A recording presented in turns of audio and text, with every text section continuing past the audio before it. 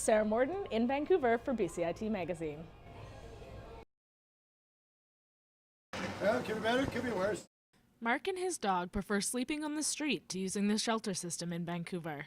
Mark says he isn't treated the way he would like and his individual needs aren't addressed in any of the shelter options available to him, although his choices are limited because he has a pet. They're clean environments, safer environments, but you aren't a human. You're a slave. You're like, you come in, you got to do what I say at this time and this time and this time. You got to go this place and that. It's not even a freedom of place. I mean, yeah, it's safer in all that sense, but it's worse than jail for some. Mark is not alone in his choice to live outside the shelter system. Many Vancouver homeless feel barred in some way, whether it be gender segregation or the rules around bringing in belongings or pets.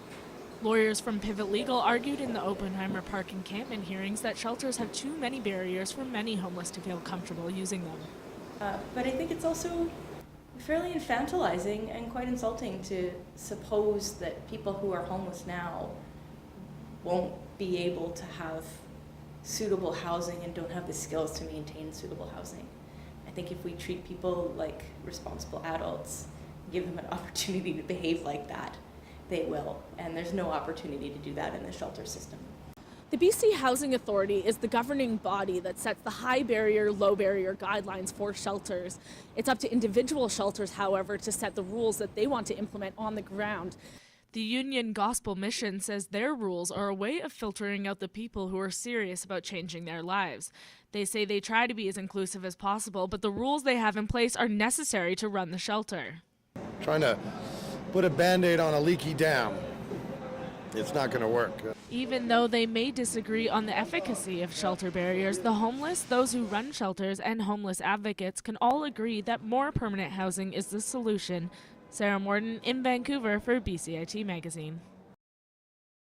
In a statement released by Kinder Morgan, they say the enforcement of the injunction is the responsibility of the Burnaby RCMP. They say they won't be sending their workers back up onto Burnaby Mountain until it is safe to do so. While the injunction orders... We go now to Sarah Morden, who has been following the situation on Burnaby Mountain. Sarah, thanks for joining us. Can you tell us if the police have moved in and made any arrests yet? Thanks, Corey. Well, the situation has changed dramatically since earlier this week. What we know is that at about 8:30 this morning, 20 RCMP officers moved on to Burnaby Mountain and began making arrests. The police say they've closed the road to the conservation area. The protesters have created a human chain, and they've confirmed that there's been about 12 arrests made. Quite a few of the people arrested have already been released, but the situation remains fluid. Back to you.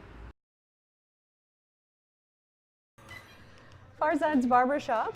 Farzad Salehi has been a barber for 28 years, and his shop in Yaletown, which he owns with his wife Shelley, is a point of pride. Their mom-and-pop barber shop opened in 2006, long before it was trendy to be a barber. When we opened here, nobody else was opening a barber shop. It was all unisex salons, and even some of Farzad's former co-workers in places that he worked before in hair salons. They were all saying, you know, why are you opening a barber shop? Why don't you open, you know, hire somebody to do women's hair? And he said, well, I'm a barber. That's what I do. The Salehis have seen the barbershop trend take off in the last few years, and they don't worry it will hurt their business. They believe the trend makes the trade more popular. People say barbershops are coming back. I always tell them, where did they go?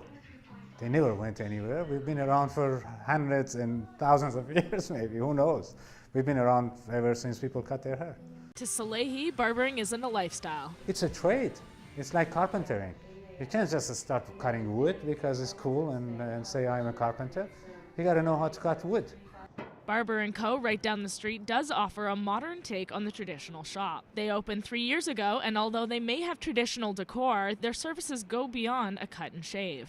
You need to be diverse in all your haircuts. You need to almost have an element of hairdressing to come into barbering nowadays.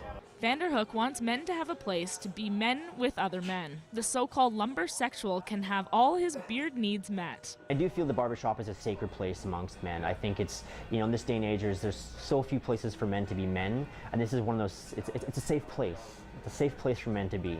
Well, gentlemen, whether you go in for traditional or trendy, there are definitely perks to both. Sarah Morden in Vancouver for BCIT Magazine.